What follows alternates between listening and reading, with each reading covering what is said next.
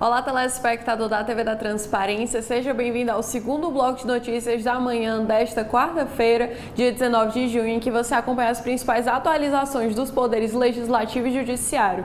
Bom, nós começamos com os destaques do Senado, que temos que a Comissão de Assuntos Econômicos aprovou ontem, na terça-feira, o projeto que institui uma linha oficial de pobreza e prevê metas para a erradicação. O projeto segue agora para análise da Comissão de Assuntos Sociais, onde deve receber decisão final. O PL 350 de 2021 do senador Paulo Paim recebeu o voto favorável da relatora, a senadora Janaína Farias, que propôs mudanças. A proposta define a linha oficial de pobreza como sendo o rendimento mínimo necessário para que um grupo familiar ou uma pessoa que viva sozinha possam suprir suas necessidades vitais. De acordo com o projeto, as políticas públicas de erradicação de pobreza deverão conter metas nacionais e regionais de redução do número de famílias e pessoas vivendo abaixo da linha oficial de pobreza. Na reunião, a relatora ressaltou que um projeto de igual teor foi originalmente apresentado pelo ex-senador Eduardo Suplicy. Em 2014, a proposta original sobre o tema foi vetada pela então presidente Dilma Rousseff. Em seu relatório, Janaína Farias destacou o fato de as políticas públicas de combate à pobreza já existentes utilizarem critérios de renda distintos para acesso, o que para ela gera desarmonia e prejudica sua efetividade e eficiência. A relatora avalia o seguinte, abre aspas, a instituição de um critério oficial de pobreza e a definição de metas nacionais e regionais contribuirá também para o monitoramento e a avaliação das políticas sociais e, consequentemente, promoverá o aperfeiçoamento da intervenção governamental, fecha aspas. O projeto original de Paulo Paim estabelecia prazos para a regulamentação da linha oficial de pobreza e previa a criação de metas de redução de pobreza a serem estipuladas na Lei de Diretrizes Orçamentárias e na Lei Orçamentária Anual. Essas metas deveriam constar também na mensagem enviada a todos os anos pelo Presidente da República na abertura dos trabalhos legislativos. Janaína Farias excluiu esses pontos para evitar questionamento sobre a constitucionalidade do projeto. No entendimento dela, esses dispositivos invadiriam a esfera da atuação do Poder Executivo. Outro destaque é que a Comissão de Segurança Pública do Senado aprovou ontem também a criação do Pacto Nacional para o Fortalecimento e a Valorização dos Profissionais de Segurança Pública, com previsão de reajuste salarial e critérios nacionais para promoção, entre outras ações. O pacto está previsto no PL 2573 de 2021, projeto de lei que inclui entre os beneficiados bombeiros militares, guardas municipais, policiais, entre outros servidores públicos. Agora o texto segue para a Comissão de Constituição e Justiça do Senado, onde receberá decisão terminativa. O projeto, de autoria do senador Marcos Duval, do Podemos, recebeu apoio com emendas de seu relator, o senador Jorge Cajuru, do PSB.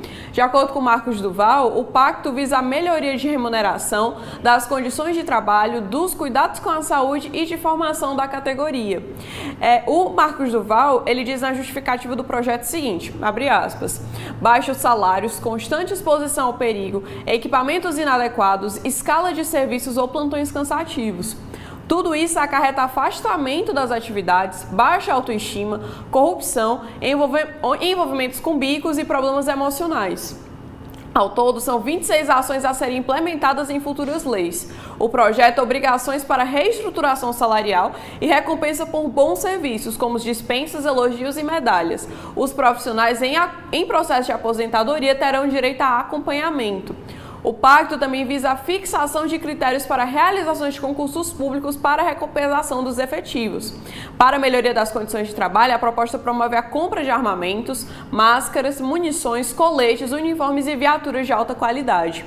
O texto original previa um piso salarial para cargos, postos e graduações equivalentes, mas Cajuru retirou esse trecho, observando que não havia estudo de impactos econômicos para os cofres públicos.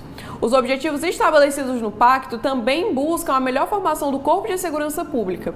Para isso, é prevista a oferta de cursos de capacitação, graduação e pós-graduação nas academias de polícia, escalas de formação em universidades públicas. O texto também aborda o treinamento anual para a aplicação dos direitos humanos e de instrumentos de menor potencial ofensivo nas abordagens. O pacto promove o combate ao racismo, à discriminação de gênero, ao assédio moral e ao assédio, bem como a proteção de gestantes e lactantes. atendimento médico, odontológico, fisioterápico e psicológico, inclusive de dependentes, está entre as ações elencadas no texto. Para os trabalhadores é definida uma avaliação médica e psicológica anual e a realização de ciclos de palestras sobre a saúde. A promoção do bem-estar, do desenvolvimento pessoal e da qualidade de vida também é um dos focos da política pública.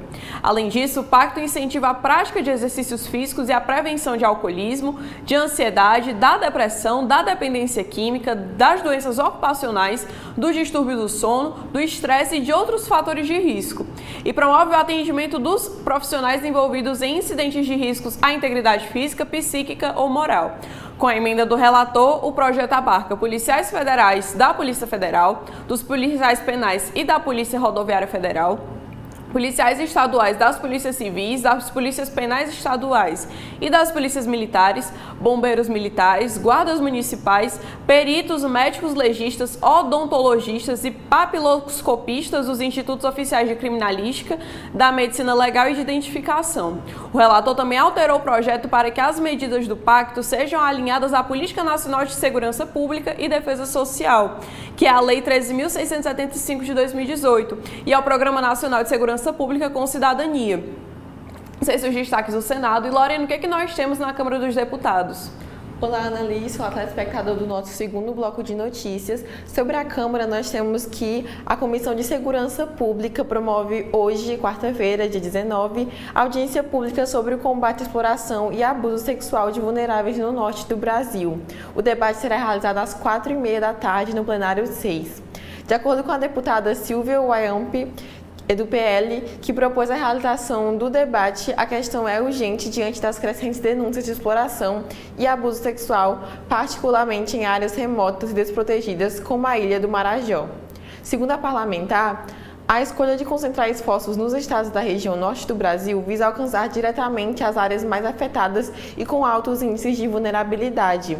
Ela afirma, abre aspas, essas regiões, muitas vezes marcadas por limitações em infraestrutura, acesso à educação e serviços de proteção social, são terrenos férteis para a perpetuação do ciclo de violência e exploração sexual. Fecha aspas para o que destacou a deputada.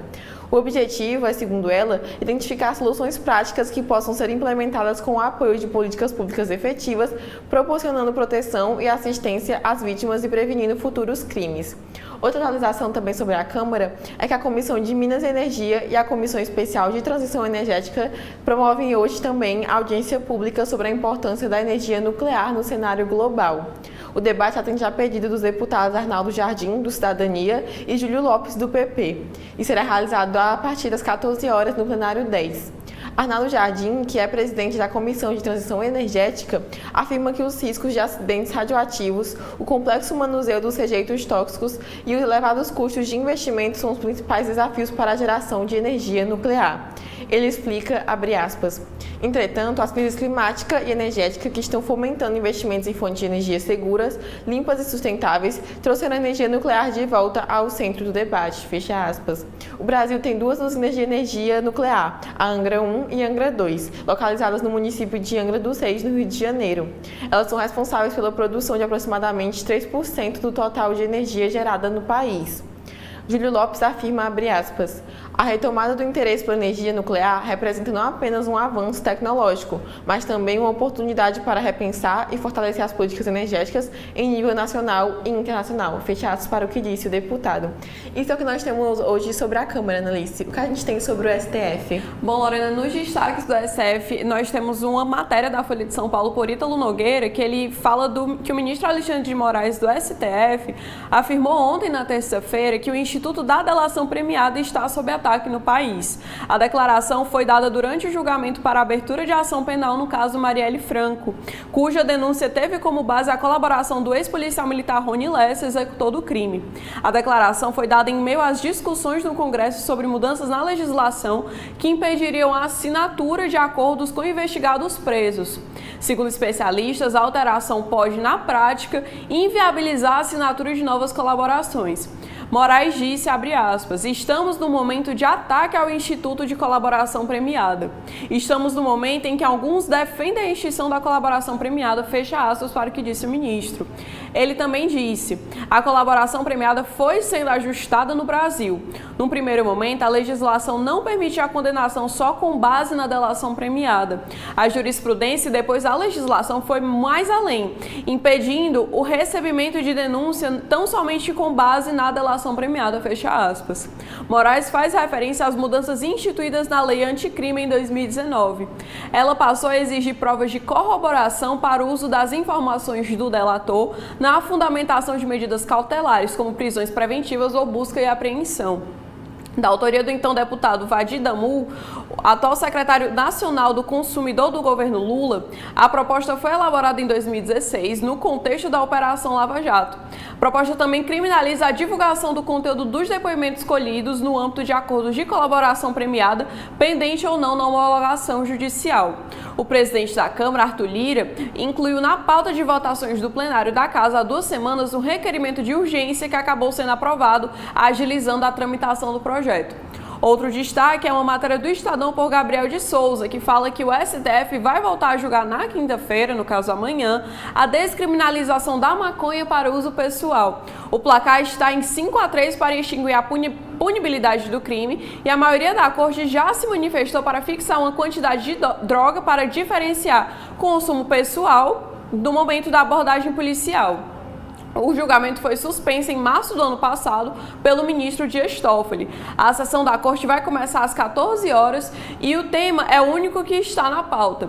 É preciso apenas mais um voto para que o STF forme maioria e acabe com a punição para o uso da maconha para uso pessoal. A apreciação do tema ocorre em meio a um embate na Corte com o Congresso Nacional.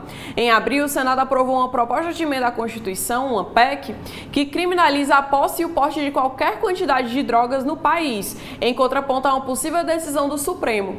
A PEC incorporará à Constituição o artigo considerando tanto o porte quanto a posse da droga no ato ilícito, em qualquer quantidade como crime. Caberá ao policial, segundo a emenda da autoria do Rogério Marinho, distinguir a pessoa entre usuário e traficante. O texto está tramitando na Câmara dos Deputados e precisa de 308 votos, em 2 turnos, para conseguir alterar a Carta Magna. O relator do julgamento é o ministro Gilmar Mendes, que abriu os votos pela descriminalização do uso da droga. Gilmar foi acompanhado pelo presidente da Corte, Luiz Roberto Barroso, e pelos ministros Alexandre de Moraes, Rosa Weber, que já está aposentada, e Edson Fachin. Votaram contra a descriminalização os ministros André Mendonça, Cássio Nunes Marques e Cristiano Zanin. Além de Toffoli, ainda restam opinar sobre o tema os ministros Luiz Fux e Carmen Lúcia. São esses os destaques do Supremo. Lorena, o que é que nós temos na Justiça Eleitoral? Bom, sobre a Justiça Eleitoral, nós temos uma atualização sobre o Tribunal Superior Eleitoral, que diz que prefeitos que já exerceram 2 mandatos consecutivos estão proibidos de concorrer a um 3º mandato, mesmo que pleiteiem candidatura em município diferente. Esse entendimento, também fixado por jurisprudência no STF, foi reafirmado pelo plenário do TSE na sessão administrativa de ontem, dia 18. Na análise de 3 consultas envolvendo hipóteses de inelegibilidade decorrentes de reeleição de prefeitos em outras cidades. O colegiado acompanhou o voto do relator, ministro Ramos Tavares, que respondeu negativamente à primeira consulta e afirmativamente às outras 2. Segundo o relator, o princípio republicano está a inspirar a seguinte interpretação basilar dos parágrafos 5º e 6º do artigo 14 da Constituição Federal. Somente é possível eleger-se para o cargo de prefeito municipal por 2 vezes consecutivas. De acordo com Ramos Tavares, depois disso, apenas é permitida, respeitado o prazo de desincompatibilização de 6 meses, a candidatura a outro cargo, ou seja, a mandato legislativo ou a cargos de governador de estado ou de presidente da República, não mais de prefeito municipal. Ramos Tavares ressaltou ainda que o exercício consecutivo de mais de 2 mandatos de chefia do Executivo, mesmo que em municípios diferentes, caracterizaria tentativa de indevida perpetuação no poder e de apoderamento de unidades federadas para a formação de clãs políticos por alcançar finalidades incompatíveis com a Carta Magna. O relator disse, abre aspas, não vejo nenhuma particularidade capaz de estabelecer distinção em relação àquilo que consta expressamente da decisão do Supremo, independentemente se houve renúncia, se houve participação em um pleito e se foi vitoriosa ou não a participação em um pleito intercorrente entre os pleitos municipais. Fecha aspas para o que disse o relator. E agora eu volto com você, Analice. Estamos encerrando a nossa participação no segundo bloco de notícias. Nós agradecemos a sua audiência e esperamos que continue conosco para mais informações.